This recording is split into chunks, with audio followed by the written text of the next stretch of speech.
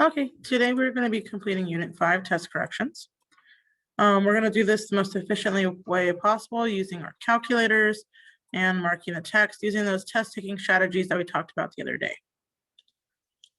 So our first problem says that we're going to be writing our equations, our system. So it says a customer at a store paid $64 for 3 large candles and 4 small candles.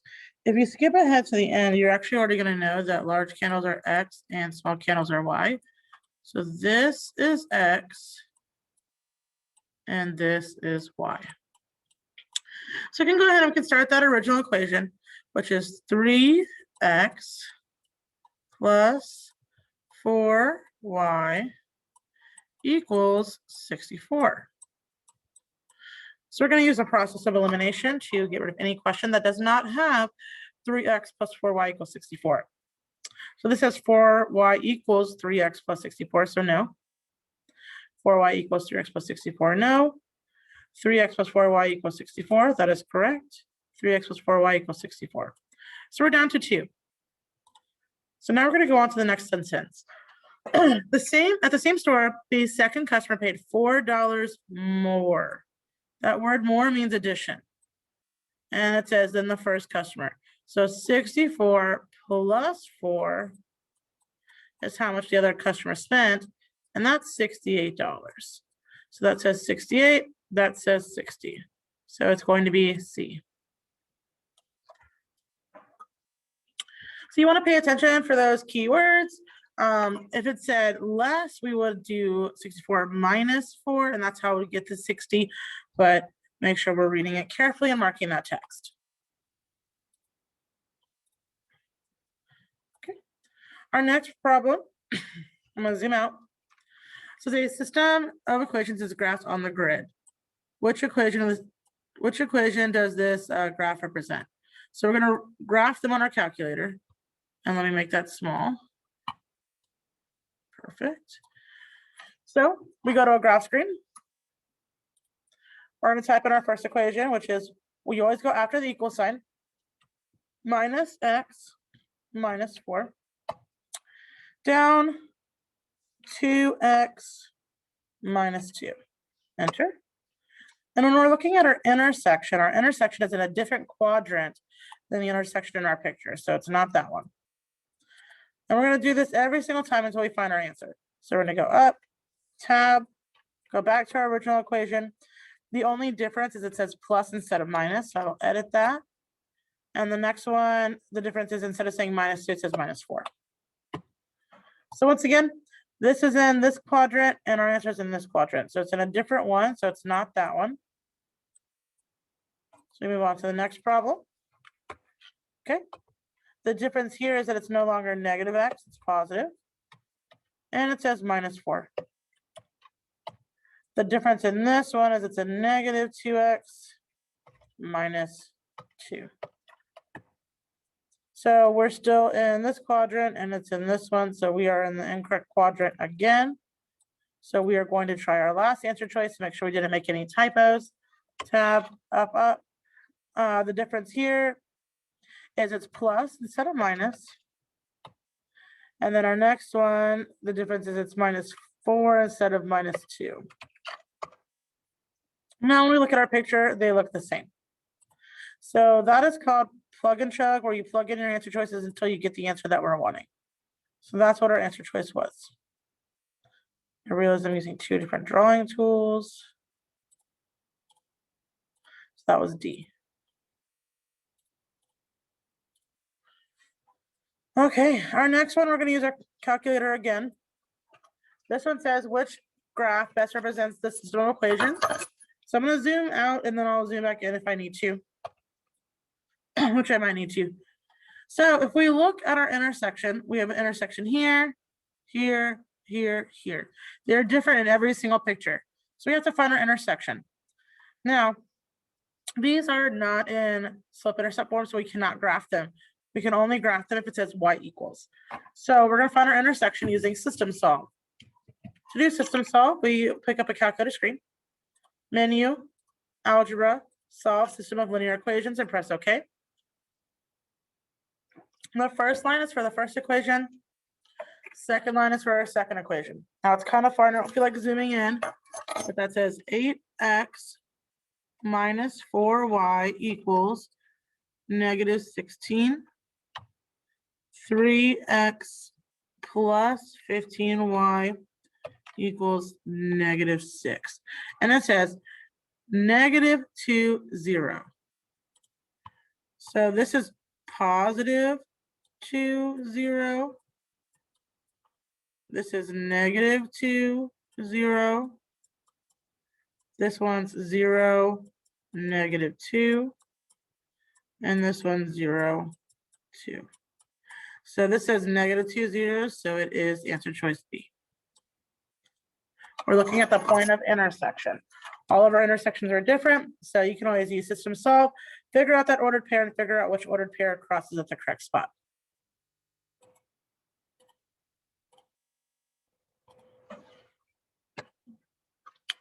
Okay, this one I'm going to keep it zoomed out. It says, which graph best represents an equation that has no solution? No solutions means it's never going to cross. So this one crosses, and this one crosses. Now, in the picture, neither of these cross, but if you can't tell right away, extend the lines. You can use an expo marker on your screen. So when I extend that line, and I extend that line, they cross. So it's not that one. If you weren't sure, extend your lines on the other one. It's not going to be perfect because I'm doing my best. They don't cross. So the ones that do not cross are D. Parallel means they never cross. Even though they don't cross in the picture, does not mean they're not going to cross overall. So you might have to extend your graph.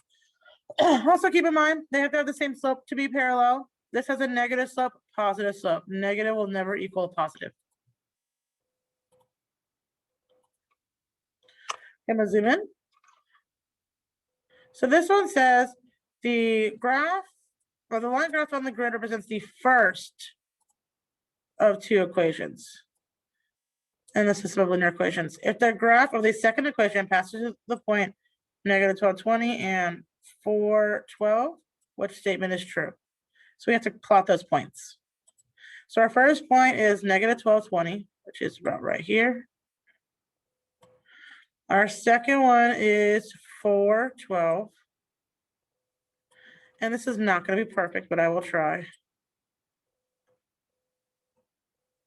So that's about my line. So the first one says it only has one solution crossing at 10.5. If you're not sure, 10.5 is about right there. That does not go through both lines. Then we have 0.14. It's right there. Does not go through both lines. It says it has no solution. Well, it does not cross, so that actually is correct. Some people may have gotten confused and put infinitely many solutions. Remember, infinitely many solutions means it's the same line. It's overlapping. And you might have thought that if you did not graph the second line because you only saw one line, but it is going to be C because they have no solution. They are parallel lines. They never cross. Okay. Our next one. Usually with problems like this, you might not have to actually read the problem, but if you're not sure, go ahead and read it. It says Larry is starting his own lawn service company. He has an initial setup cost of totaling $300 plus ongoing operation expenses. The function representing Larry's expenses and the function representing Larry's income for the lawn services are shown below. Approximately how many lawns, that's the key word here, will Larry have to mow before he starts making a profit?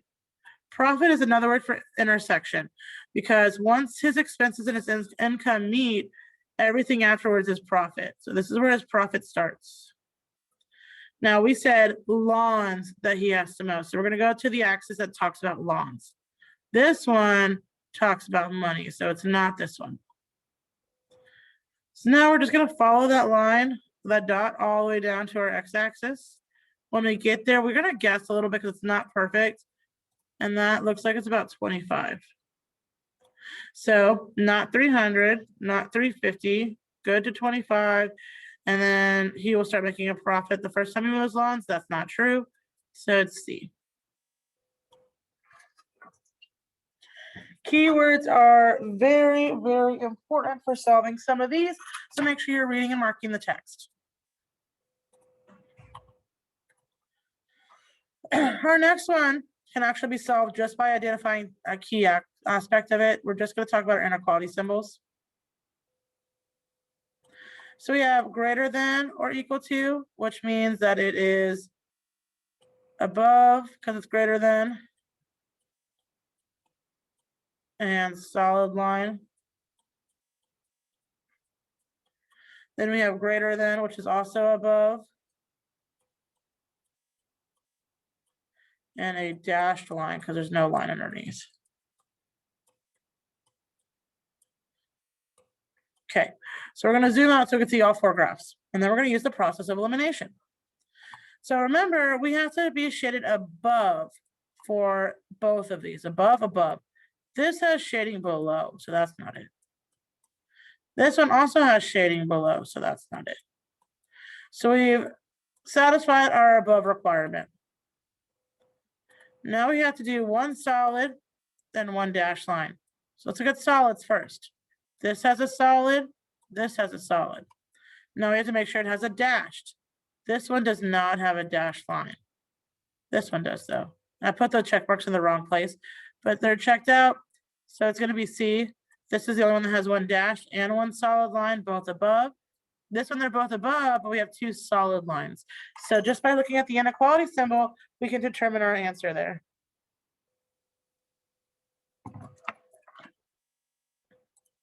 Almost done. 2 problems left. 3 problems left. I gotta zoom in. Ooh, wrong way. This one does go a little bit further. Because they're both not in self-intercept form, we can't really graph and match. Plus we can't do inequalities in the calculators. So we have to actually know how to graph. So this one is in self-intercept form, which starts at a -1. Okay. This one is in self-intercept form starting off at -1, which is there. This one is in self-intercept form starting at -1. So all 3 of these are starting in the same place. So we're good there. These are not in self-intercept form, so I can actually convert this one to y greater than x. We're going to multiply by 1/2. Multiply by 1/2. We get y is greater than 1/2 x. The only problem is that would be plus 0. This is not starting at the origin, so we know that one's wrong automatically. Second thing we do is we find our inequality symbol by looking at the graph. It's above, so it's going to be greater than. Dashed, so just strictly greater than, no line. So this one has a line, so no. And then this one has a line, so no. So this is the one that would have to be. So I found the easiest line to graph. All I did was find my intercept and match the correct symbol based on that line. And I was able to eliminate all answers but one. That was C. Our next one is one of the easiest problems on this test. We are looking for our x value and the solution. So we're going to use system solve. Menu, algebra, solve system. Okay. 3x minus 5y equals 22. Y equals -5x plus 32. Enter. Remember, we are looking for the x value, which is this one. I am given decimals, but that's a fraction. So I'm just going to type in 13/2 period, makes it a decimal, which is 6.5. So 6.5 is C. Okay, we got one more problem to complete and then we'll be done. That was a little bit harder. So once again, we're going to mark the text.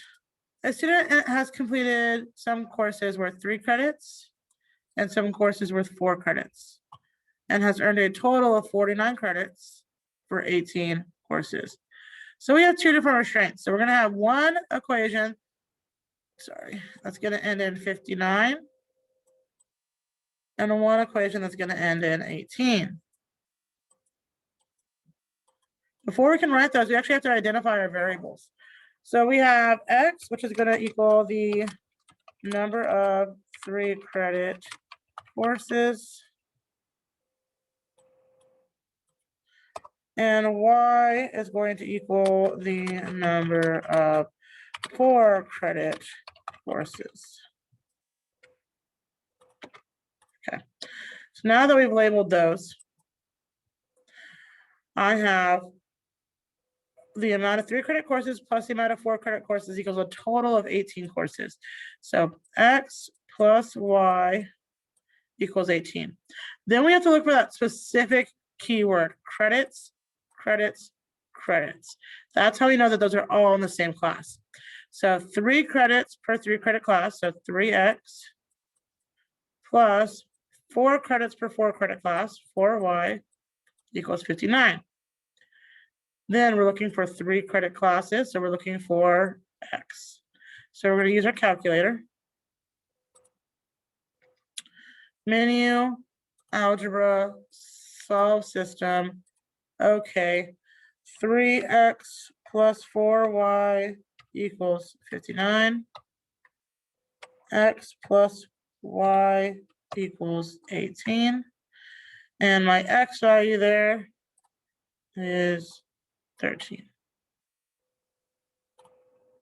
So 13. So that's all we got to do here. That is the final answer. Go ahead and submit those. If you're missing any other assignments, please make sure you go ahead and complete them. You have a great day.